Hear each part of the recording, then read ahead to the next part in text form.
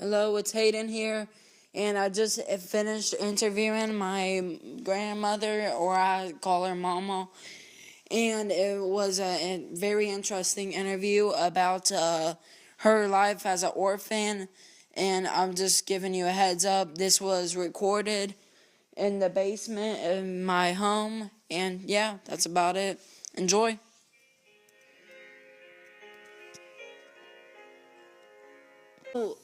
Hello, my name's Hayden Petter, and I'm interviewing my grandmother today. Say hi, Mama.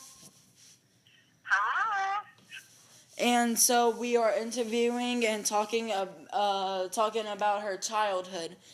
Mama, what's your full name? My full name, if you want my confirmation name and everything. Yeah, sure. All right, so it's Patricia Ann Teresa McGinnis Cutter.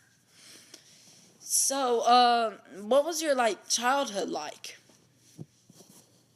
Well, it was a little bit different in that my parents divorced when I was very, very young, younger than 4, Yeah. and my mother left and moved to another state, so I did not see her again until I was 30-something years old. So Mhm. I lived in foster homes, which people then got paid for us to come there and stay by the state because they didn't know where else to put us. Then eventually ended up in an orphanage at St. Thomas St. Vincent, which is now where Owl Creek subdivision is, which is where at one time your grandfather lived. That's And yep, and in that gym, I played basketball and volleyball just like you all have. And that was run by the nuns. I'm Catholic and still very practicing Catholic. And from there, then went to go live with my cousins during my high school years. that's actually sounds really cool. How was like the foster home living? I did not like the foster home living because they many times had their own children, and we were obviously not their children, and we were treated differently. Yeah. Some people may think that's not true, but in my case, our case, it was. The orphanage was better in that it was a constant type of care. You know, everybody was treated the same, everybody dressed the same, nobody had anything any better or ate any better. It was constant, and I think that's more important in somebody's life than who they're living with. So you like the orphanage more than the foster home? Yes, I did, very much so. I had a roof over my head. I didn't have to worry about if I would have food or somebody was going to wash my clothes or how I would get somewhere. The nuns and the priests, they all took care of that. So for me, that was safer and more secure, and that made me a more safe and secure, confident person. So did you ever live anywhere else besides the foster home and the orphanage? No, when I graduated from high school, my sister, who was a year younger than me, and my father tried to live together in an apartment. And that was particularly difficult because we'd never all three lived together, if you can imagine that, never living with your dad. And so that was a little hard of an adjustment. All of a sudden he had 2 teenage girls, and all of a sudden we had a dad who was trying to be a dad. So that was a little bit tough. But other than that, it was always an orphanage or a foster home that we lived in. That's cool. So was was school normal and everything? Nothing different? The neat thing about school is, and sort of funny in the orphanage, we never had a snow day because we were all in the same building. The building was a square, it was like a U shape, but in a square type of a form. And we would go to school there. We had our own chapel there. We had our laundry there. We even had a farm there for cows, and we drank their milk and everything. It was a very self-providing orphanage. So you did. Oh, that's bad. So you did. It's good. So you did everything at that orphanage? Yes, we even had a gym, and we played volleyball and basketball, and we were like one of the top teams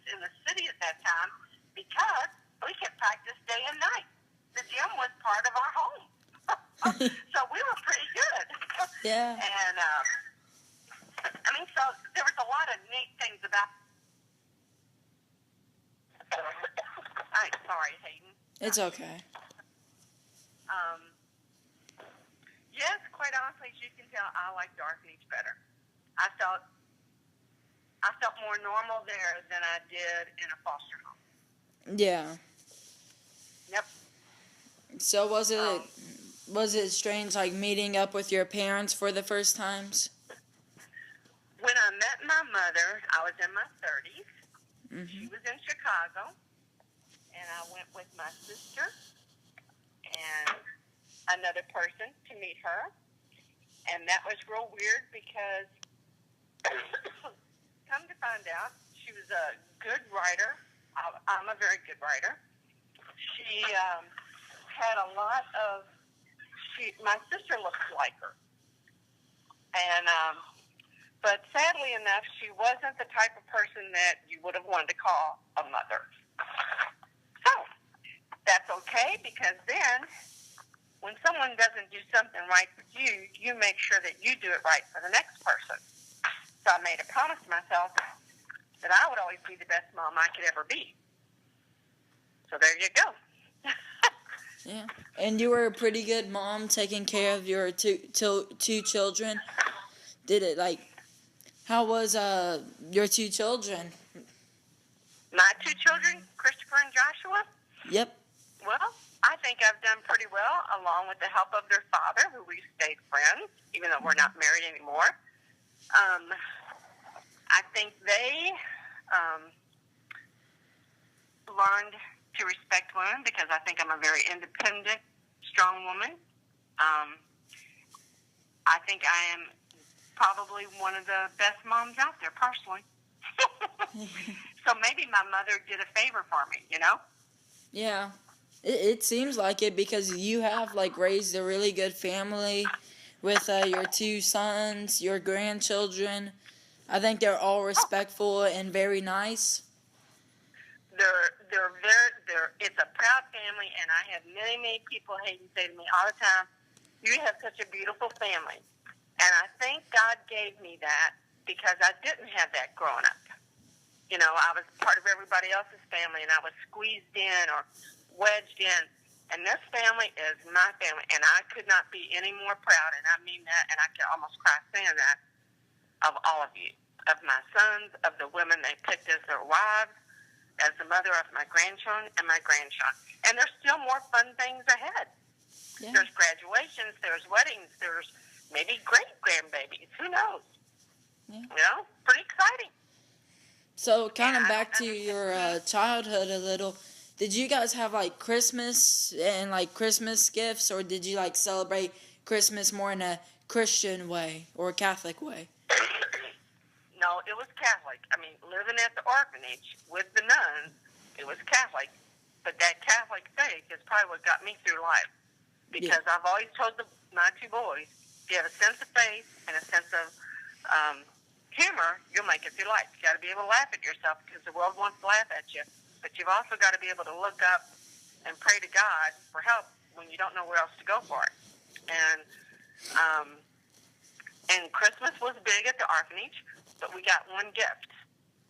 And one time the soldiers from Fort Knox came and got us at Christmas, and at Thanksgiving took us to Fort Knox. We buddied up. So they were a big brother to either one of the girls or the boys, and they would buy us a present. And it was probably one of the most special days of my life when this one person made me feel special that day. I mean, just some neat things that today wouldn't happen. People would think that was weird if a soldier took a little kid for the day and made sure they had lunch and took them to the TX and bought them a gift. But back then, it was very normal. And it was one of my most special memories. But one gift, you were just happy you got a gift. You know what I mean? So, as you may or may not know, Hayden, I'm not a fan of Christmas. I love the decorations. I love the laughter and the lights. But I love Thanksgiving because there are no presents. Yeah, because Thanksgiving's more about the family and everything like that, what you didn't have, like, growing up, so it's special in your heart and stuff. Yeah. And you're thankful. You're thankful that all of us are still sitting there. I mean, I have friends who have lost children, and I don't, I've always said, please God, spare me that. And I think,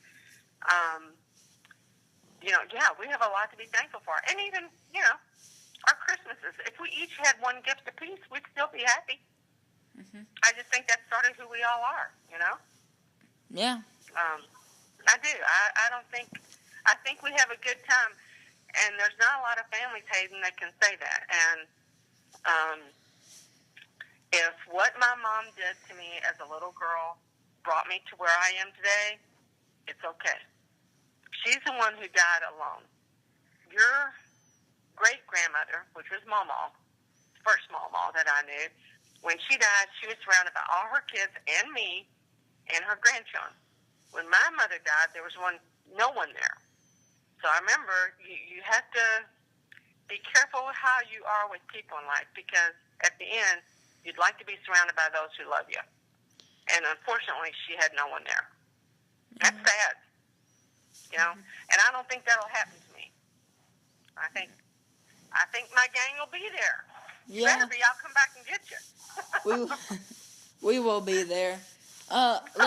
This is a kind of I never knew who your dad was. He was a great man. His name was Patrick Anthony. My name is Patricia Ann McGinnis. So as you can tell, he probably wanted a boy. Yeah. And but he went to the 5th grade, and that was it. But he was probably one of the finest Irishmen. He knew everyone in town. Everyone knew him. He walked. He hardly drove. He fought in World War II in Germany. And just last year, when your dad and your Uncle Josh and I went to Germany, we went and were at the very castle where he was stationed in World War II in Germany. And so that was pretty cool. I mean, he was really one of the nicest guys in the world. Both my parents were alcoholics. My dad quit drinking, and he never drank again. And I miss him. I still miss him today. But my mother, I can't, that's not someone I miss. I miss what could have been. But, yeah, my you would have liked my grandpa. But My dad, your grandpa. Yeah. Your great-grandpa. Yeah. But, luckily enough for me, your dad, your grandpa's mom and dad sort of became my mom and dad. I called them mother and dad. And so when my dad was around, I still had a dad. Mm-hmm. Yeah.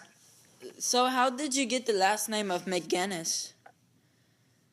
Well, the name McGinnis is from Ireland. My grandparents, which were my dad's parents, came over from Ireland. And really, the name was McGuinnes. And then they came over and they changed it to that when they got to Ellis Island. And then they changed it to McGinnis.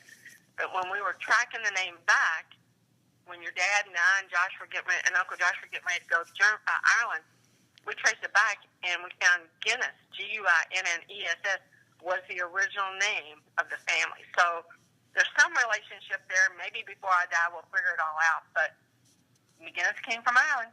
They came straight from Ireland. There's no generation gap in there. It's straight. It would be like me as your grandma coming from Ireland. Well, that's how it was for me. But I never knew my grandparents on either side. Never met them. Yeah. Can you imagine that? That'd be terrible. Never meeting like you and Pawpaw, that'd be awful. Yeah, imagine. Never knew them. Never knew them. So, yeah. And oh, wait, people you go. didn't live that long back then either. I mean, like my mother died at 70-something, and your mama's now 66 almost. That's kind of scary a little bit, but I think it'll be okay. So you think like the Guinness last name, when you tracked it down to Guinness, do you think that would have like any relationship with the beer company? I think it might, Hayden, and I plan on finding out. And the first thing we did when we got to Ireland was we went to the Guinness factory, and I had my first Guinness beer ever. Your first ever Guinness beer, and you were how old? I know, isn't that sad? 64? Yeah. Guinness beer. You might be related to the person that made Guinness, and you didn't have a Guinness beer since you're like 64. I know. In Ireland, at the factory. Yeah, that's insane. Now, I can't say the same for your dad and Uncle Josh, though. Yeah, they might have had a couple of beers. Yeah, before that. Well, this was like really nice talking to you and a really nice interview. Thank you for being here today. Well, thank you for being you, Hayden. Thank you. All right, I love you. Okay, love you too. Bye. All right, bye.